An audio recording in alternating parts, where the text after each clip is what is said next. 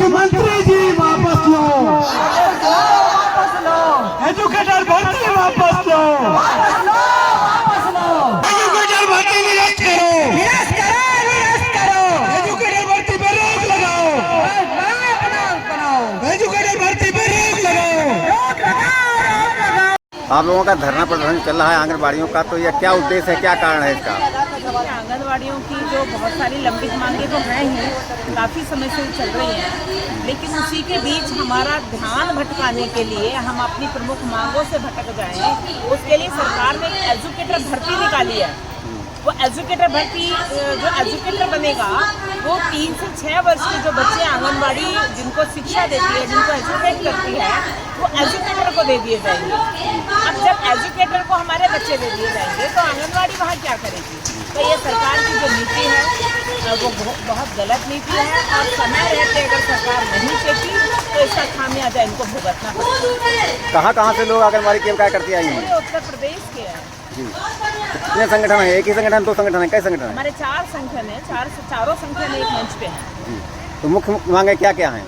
मुख्य मांगे सबसे पहले तो हमारा एजुकेटर भर्ती हो, सेकंड मांग ये हमारे राज्य कर्मचारी का दर्जा मिले, और जब तक ये मांग पूरी नहीं होती है आंगनबाड़ी को 18,000 रुपये और सहायिका को 9,000 रुपये वेतन मिलना चाहिए। तीसरी मांग है जो मिनी कार्यकर्ता है वो पूरे देश में, पूरे भारतवर्ष में सामान्य आंगनबाड़ी बन चुकी है, लेकिन उत्तर प्रदेश में उसको सामान्य आंगनबाड़ी नहीं बनाया गया, उसको बनाया जाए। और नेक्स्ट मांग है हमारे रिटायरमेंट पे, 62 साल के रिटायरमेंट पे आंगनबाड़ियों को 10 लाख रुपये ग्रेजुएटी और पेंशन की व्यवस्था करें। अगर ये मांगे नहीं पूरी होंगी तो क्या आप करेंगी? हमारा आंदोलन जारी रहेगा। यूको गार्डन में आई हुई हैं, तो क्या कारण है, क्या उद्देश्य, क्या मतलब है? हम लोग इसलिए आए हैं तो गार्डन में, हम लोगों को नई भर्ती कर रहे हैं जी। हम लोगों से इतना काम लिया जा रहा है सर, इसके बदले में हम लोगों को वेतन देने के लिए उनके पास पैसे नहीं है। जी। जब हम लोगों से काम लिए तो हम लोगों को वेतन क्यों नहीं दे रहे हैं? इसीलिए समूह की महिलाएं भी एजेंट हैं और फिर से नई भर्ती कर रहे हैं। ये क्या बात है? आप कहाँ से आई हैं? हम प्रयागराज धियारा ब्लॉक से आए हैं। जी, तो अपनी योगी सरकार से क्या कहना चाहेंगी? यही कहना चाहूँगी कि हम लोगों का जो है मानदेय कर्मचारी का दर्जा दें, कम से कम 18,000 वेतन दें।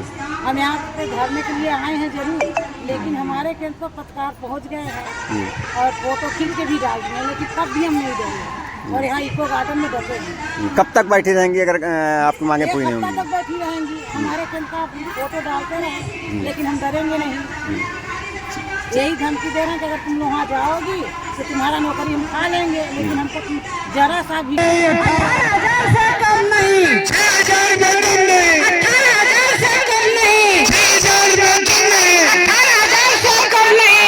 गीतांजलि बहन जिंदाबाद, जिंदाबाद जिंदाबाद सुषमा बहन जिंदाबाद, जिंदाबाद जिंदाबाद सावित्री बहन जिंदाबाद, जिंदाबाद जिंदाबाद शशि बाला बहन जिंदाबाद, जिंदाबाद जिंदाबाद मेरी सारी बहनें जिंदाबाद, संयुक्त मोर्चा जिंदाबाद सारी बहनें जिंदाबाद। जिंदाबाद जिंदाबाद। गार्डन में आने का क्या कारण है आप लोगों का?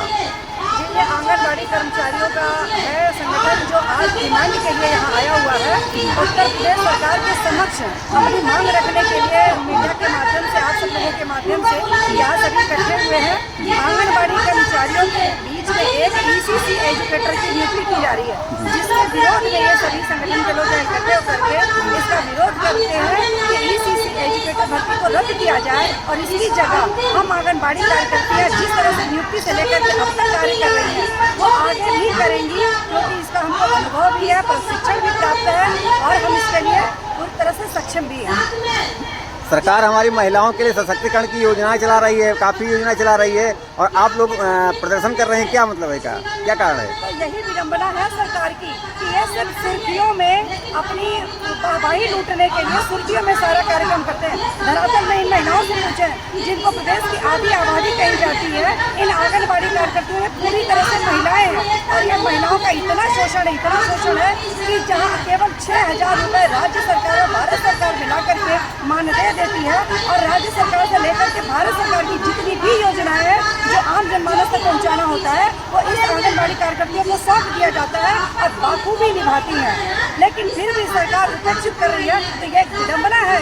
सरकार के झूठे दिखावे हैं जो समाज को दिखा करके सिर्फ सुर्खियों में अपनी वाहवाही लूट रही है। धरातल पर ऐसा कहीं कुछ नहीं है जो वो ये कहते हैं कि बेटी बचाओ बेटी पढ़ाओ, ये बिल्कुल झूठे हैं इनके तरफ से। संविधान में आपको पूरा अधिकार, हक अधिकार दिया गया है, सम्मान दिया गया है। अधिकार के तहत तो आज हम यहाँ बैठे हैं अपनी डिमांड को लेकर के, ये हमारा अधिकार है और ये हमारे अधिकार को हमें ही मिलना चाहिए, हम किसी और को नहीं लेने देंगे।